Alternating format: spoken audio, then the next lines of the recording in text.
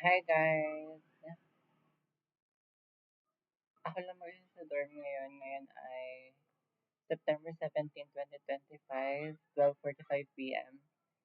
May dry run sana kami ngayong 1 pero hindi ako sasama kasi meron akong mamayang 3.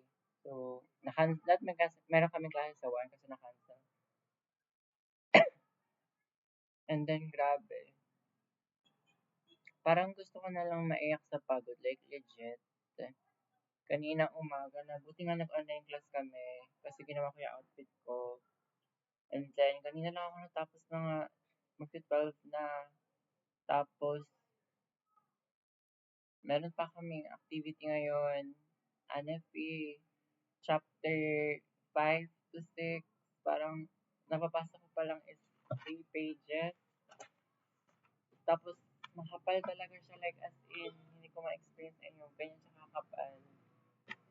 Tapos yun, parang, nasa verge na ako na gusto ko umiyak, na kailangan ko magbasa ng I don't know, kaya nga kanina pagtas ko magtahe, naglinis ako habang nagpapatugtog kasi naguguluhan ako sa lugar.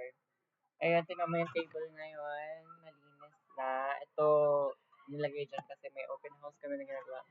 And then, nilinis ko yung table, and then naglinis din ako doon kasi ang daming alikabok and things and all. Kaya, ayun. Gusto ko lang magsabi, gusto ko lang sabihin yung nararamdaman ko kasi like, I don't know, napupuno na siya sa loob ko.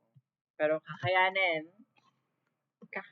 ko ano man ang yan. Bukas naman walang pasok. So like, woo!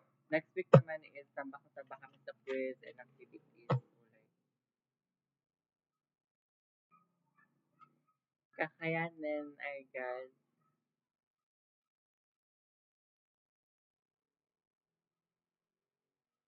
Nadulit ba?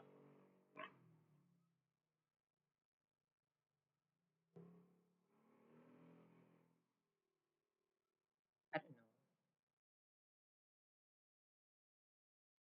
Yeah, 12:47 pasok namin is 2 or 3. I don't know. So like, yeah, yeah. My God.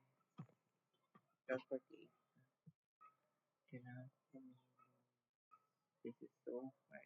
Proximal epiphysis, diaphysis, dystaphysis. Kakayanin.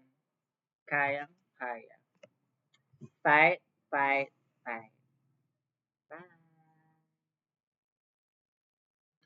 Bye.